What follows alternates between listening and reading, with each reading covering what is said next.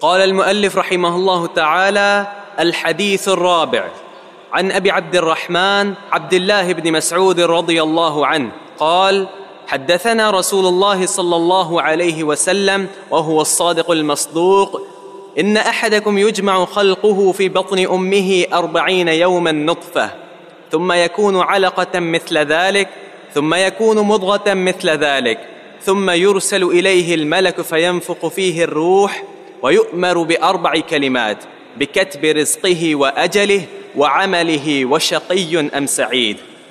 نعم احسنت.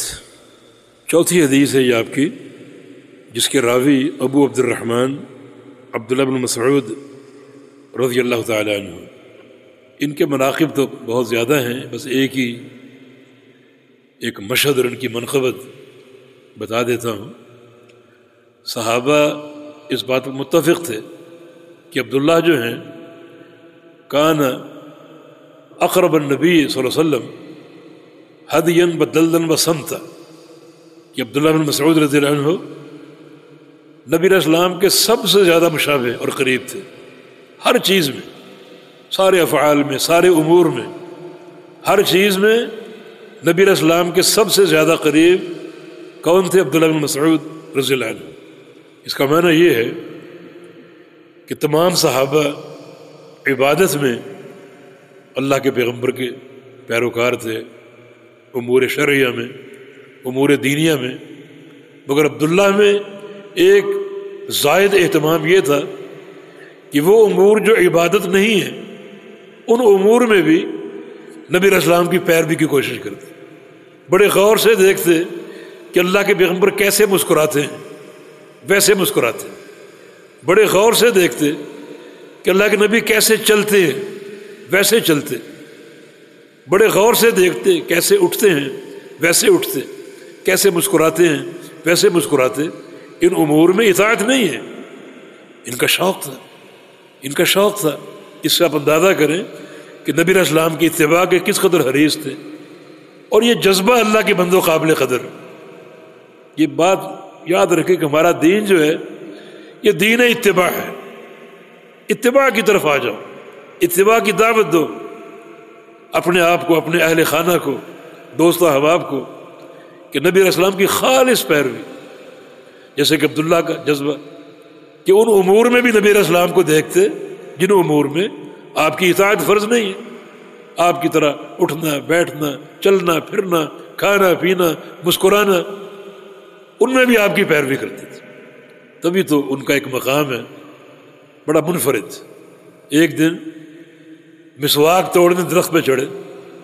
یہ نبی علیہ السلام کے ساتھ رہتے تھے اور ان کے یہ تمیزات ہے: صاحب السواک، اللہ کے نبی کو مسواک دینا، صاحب الطہور، آپ کے وضو کا انتظام کرنا، صاحب النعلین، آپ کے جوتے اٹھانا، اور صاحب الوسادہ، تکیہ لے کر گھر سے آتے کہ میرے پیارے پیغمبر کبھی کہیں بیٹھیں تو آپ کو تکیہ پیش کروں آپ کی راحت کے لیے اور آپ کے آرام کے لیے. اتنی محبت، اتنی پیروی اور اتنا تعلق. درخت پہ چڑھے مسواک توڑنے کے لیے تو صحابہ کو ان کی پنڈیاں نظر آ گئی، ٹانگیں نظر آ گئی، پتلی پتلی. فضحكوا من دقت ساقیہ، ان پتلی ٹانگوں کو دیکھ کر صحابہ ہنس پڑے. اور نبی علیہ السلام اس مذاق کو سمجھ کے بھانپ گئے. فرمایا: لہما اثقل فی المیزان من احد. کل جب قیامت قائم ہوگی میرے عبداللہ کی یہ 2 ٹانگیں اللہ کے میزان میں تولی جائیں گی تو احد پہاڑ سے بھاری ہوں گی. یہ شرف کس چیز کا ہے؟ کس چیز کا؟ یہ وزن کہاں سے آ گیا؟ نبی علیہ السلام کا ارشاد ہے: رب سمین لا یدن عند اللہ جناح بعوضہ، کہ قیامت کے دن بہت سے بھاری بھرکم موٹے تازے لوگ لمبے دھڑنگے اللہ کے میزان میں ڈالے جائیں گے اور ان کا وزن ایک مچھر کے پر کے برابر نہیں ہوگا. یہ وزن کہاں سے آ گیا؟ پتلی ٹانگیں احد پہاڑ سے بھاری ہو. یہ وزن پیارے پیغمبر کی اتباع کا ہے، آپ کی اطاعت کا ہے، اطاعت کے شوق کا ہے، آپ سے محبت کا ہے. بس یہ تعلق پیدا کرنے کی دعوت دیجیے، خود پیدا کیجیے، سچی محبت سے دل لبریز ہو اور آپ کی اطاعت پر ہمارا ہر معاملہ ختم ہو جائے. اس سے آگے نہیں، اس سے پیچھے نہیں. جو ہم نے مختلف آستانے بنا رکھے ہیں اور مختلف بزرگوں کو کھڑا کر رکھا ہے، برادری اور قوم، یہ سارے بت ہیں اللہ کے بندو، ان کو توڑ دو. اطاعت صرف محمد رسول اللہ صلی اللہ علیہ وسلم کا ہے، یہ اس کا صلہ ہے. یہ پتلی ٹانگیں احد پہاڑ سے بھاری ہوں. تو یہ عبداللہ بن مسعود رضی اللہ عنہ اس حدیث کے راوی فرماتے ہیں کہ حدثنا رسول اللہ صلی اللہ علیہ وسلم، ہمیں حدیث بیان کی رسول اللہ صلی اللہ علیہ وسلم نے. حدثنا کا صیغہ عام طور پہ محدثین استعمال کرتے ہیں.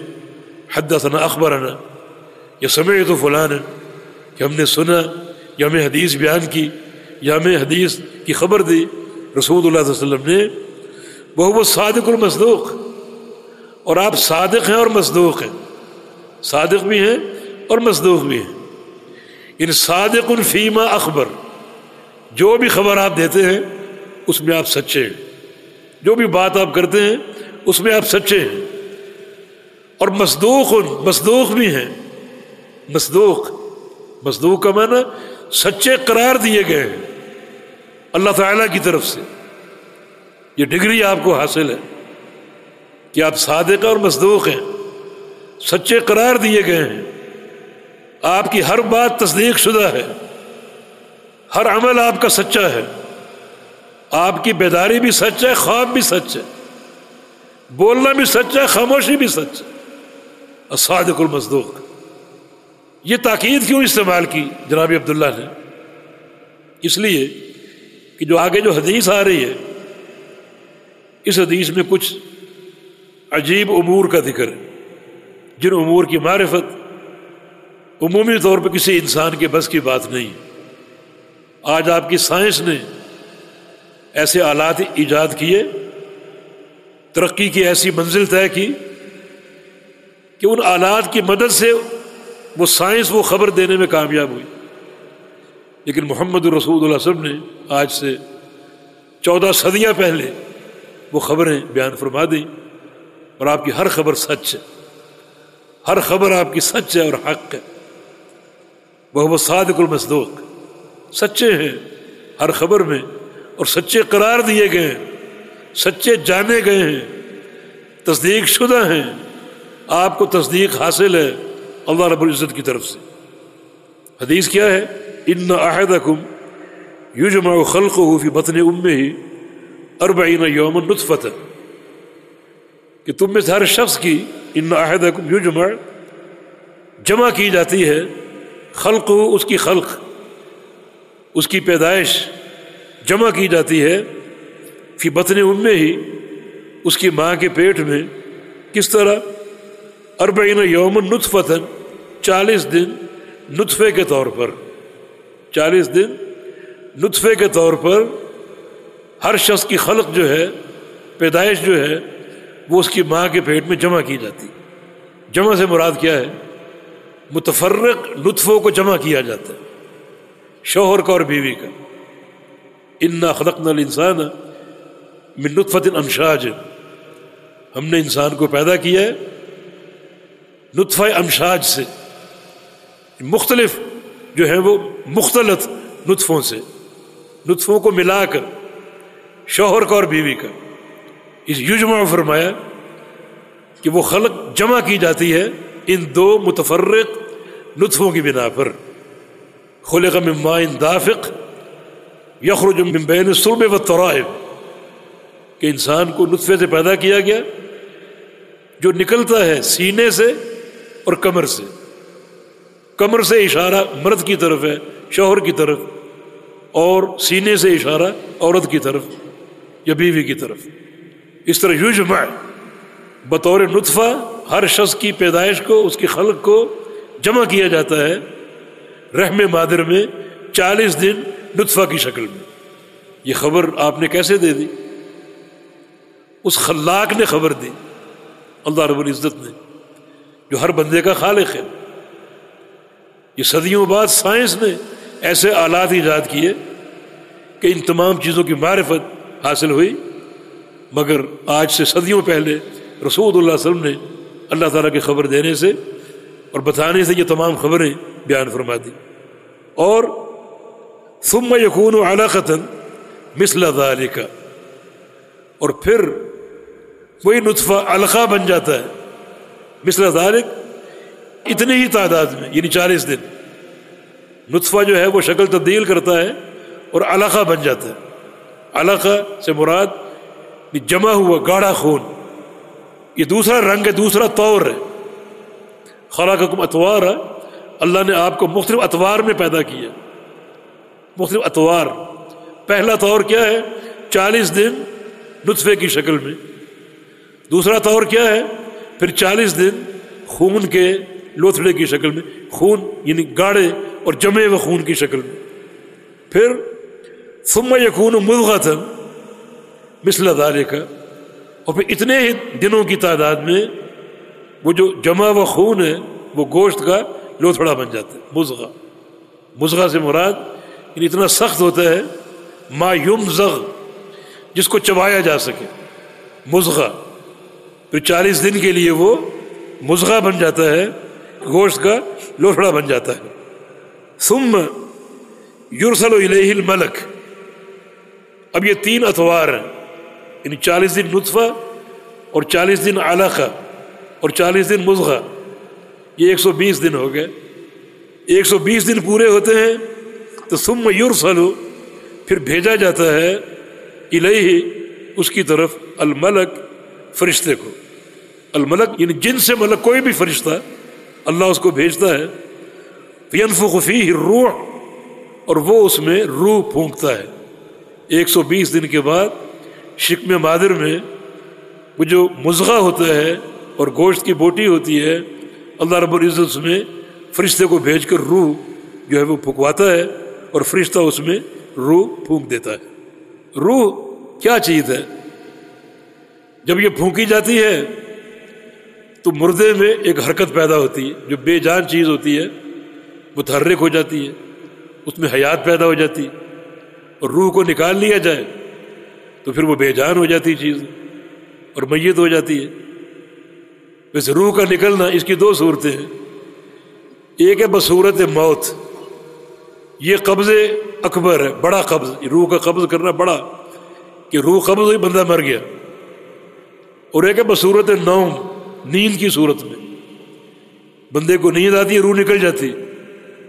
وہ روح کا نکلنا جو موت کی صورت میں ہوتا ہے واپس نہیں لوٹائی جاتی، اور وہ روح کا قبض جو نیند کی صورت میں ہوتا ہے، جب انسان کو اللہ تعالیٰ بیدار کرتا ہے تو اپنے امر سے اس روح کو واپس لوٹا دیتا ہے۔ یہ قبض اصغر ہے، جس میں روح لوٹائی جاتی، اور اللہ چاہے تو نہ لوٹائے۔